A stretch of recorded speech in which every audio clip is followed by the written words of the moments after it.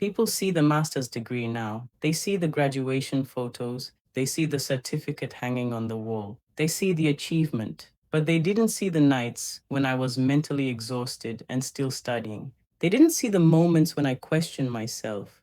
They didn't see the tears, the frustration, the self doubt, or the conversations that almost convinced me to quit. Looking back now, earning a master's degree was one of the most challenging experiences of my life, but it was also one of the most rewarding. After completing my bachelor's degree, I made the decision to continue my education and pursue a master's degree. At the time, I was still living with my parents, and they were willing to support me financially through any level of education I wanted.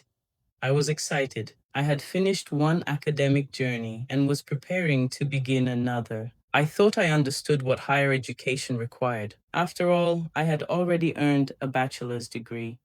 I believed I knew what to expect. What I didn't realize was that a master's program would challenge me in ways I had never experienced before. The workload was heavier, the expectations were higher, the reading seemed endless. The research requirements were much more demanding. In my bachelor's degree, the lecturers provided most of the information. In my master's program, I found myself dealing with more research, more analysis, and more independent thinking. Instead of simply learning information, I was expected to explore ideas, evaluate evidence, and develop deeper understanding. At first, I struggled. I remember sitting in some classes feeling completely overwhelmed. Everyone around me seemed confident. Everyone appeared to understand what was happening. Meanwhile, I was wondering if I was the only person who felt lost. I began comparing myself to other students. That only made things worse. The more I compared myself, the more discouraged I became. I started questioning whether I truly belonged there. Had I made a mistake? Was I smart enough? Was I capable of succeeding at this level?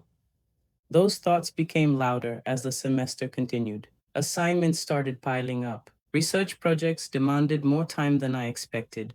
Deadlines seemed to arrive faster than I could keep up. The pressure was building, and eventually I reached a point where I felt completely exhausted. I still remember the day I called my parents. I had reached my limit. I was frustrated. I was discouraged. I felt defeated. And during that conversation, I told them something I never expected to say. I told them I wanted to quit. At that moment, quitting seemed easier than continuing. I thought maybe I wasn't cut out for the program. Maybe I had aimed too high. Maybe it was time to walk away. But my parents didn't agree. Instead of focusing on my fears, they reminded me why I started. They reminded me of the goals I had set for myself. They reminded me of the opportunities that could be created for my future. Most importantly, they reminded me that difficult seasons do not last forever. I still remember their advice. They told me to stay focused. They told me to trust God. They told me to pray for wisdom whenever I felt confused or uncertain. They encouraged me not to make a permanent decision based on temporary emotions. That conversation changed something inside me. The challenges didn't disappear overnight. The workload didn't become easier, but I gained something I desperately needed: hope. Instead of giving up, I decided to keep going. I also realized something important. I couldn't overcome every challenge alone, so I reached out for help. I scheduled a meeting with my guidance counselor. I explained how overwhelmed I felt. I talked about the pressure. I shared some of the struggles I had been carrying quietly. She listened carefully. She didn't judge me. She didn't make me feel weak for asking for help. Instead, she encouraged me. She helped me understand that many students face similar challenges when transitioning into graduate studies. She provided resources, she suggested strategies, and she reminded me that support was available whenever I needed it. One thing she said stayed with me. She told me that successful students are not necessarily the ones who never struggle. Often, they are the ones who recognize when they need help and are willing to seek it. That lesson has stayed with me far beyond my years in school. As the semester continued, I found myself spending more and more time in the library. The library became one of the most familiar places in my life. I spent hours there reading articles, reviewing research papers, taking notes, and searching for answers. There were days when I felt mentally drained before I even arrived. There were evenings when I looked around and saw other students studying quietly. each carrying their own challenges. Sometimes I would read the same paragraph multiple times before it finally made sense. Sometimes I would spend hours trying to solve a problem or understand a concept.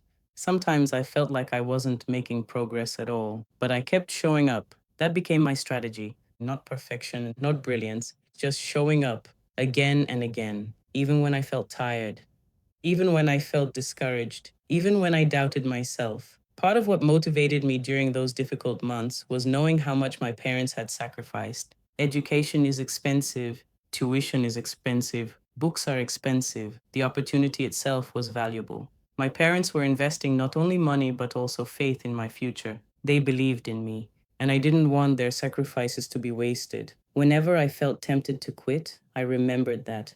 I remembered the support they had given me. I remembered the opportunities I had been given, and I kept moving forward. Slowly, things began to change. The assignments that once seemed impossible became manageable. The concepts that once felt confusing started making sense. The research process became more familiar. I began understanding what was expected of me. Then something happened that gave me confidence. My grades started improving. The improvement wasn't dramatic overnight. It happened little by little. One good assignment, then another. One positive result, then another. Those small victories reminded me that progress was happening, even when it felt slow. By the end of the first semester, I was beginning to find my footing. I was no longer trying to survive every day. I was beginning to grow. The second semester brought new challenges, but it also brought new confidence. Instead of relying on motivation, I created a routine. That routine became one of the most important tools for my success. I learned how to organize my study time. I learned how to plan ahead. I learned how to balance classes, assignments, research, and rest. I learned that working harder is not always the answer. Sometimes working smarter is just as important. I also learned the importance of taking care of myself. Rest was not laziness, rest was necessary. Burnout helps nobody. The more structure I created, the more control I felt over my responsibilities. Eventually, I felt comfortable enough to take on a part time weekend job. Balancing work and school required additional discipline, but by then, I had developed systems that helped me stay organized. Looking back now, the degree itself was valuable. It opened doors, it increased my knowledge, it added to my qualifications. But the lessons I learned during that season were even more valuable. I learned perseverance. I learned that difficult situations do not automatically mean you are on the wrong path.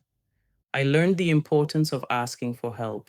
I learned that strength is not pretending you have all the answers. Sometimes strength is admitting that you need guidance. I learned the value of surrounding myself with supportive people. I learned the power of encouragement. I learned the importance of finding people who genuinely want to see you succeed. I learned the value of study groups and learning from others. I learned to pray and seek God's direction when I felt uncertain. I learned that faith can provide strength during seasons when confidence is low. And perhaps most importantly, I learned that consistency is often more powerful than motivation. Motivation feels wonderful when it is present, but motivation comes and goes. Feelings change. Some days you feel inspired, other days you don't. If success depends entirely on motivation, you will struggle whenever motivation disappears. Consistency is different. Consistency means continuing even when you don't feel like it. Consistency means showing up on ordinary days. Consistency means taking one small step after another. Over time, those small steps create remarkable results. When I finally completed my master's degree, I was proud of the accomplishment. But the certificate was only part of the reward. The greater reward was the person I had become during the journey.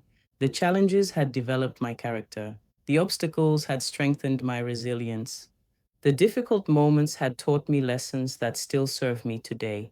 Sometimes people look at an achievement and assume the success happened in a single moment. But most achievements are built long before anyone sees the result. They are built during the quiet days, the difficult days, the lonely days, the days when nobody is watching, the days when you choose not to quit. If you are currently facing a challenge that feels overwhelming, I want to encourage you. Do not underestimate the power of taking one step at a time. Do not underestimate the value of asking for help. Do not underestimate what can happen when you stay consistent. Because sometimes the greatest achievement is not the certificate at the end, it's the person you become while earning it.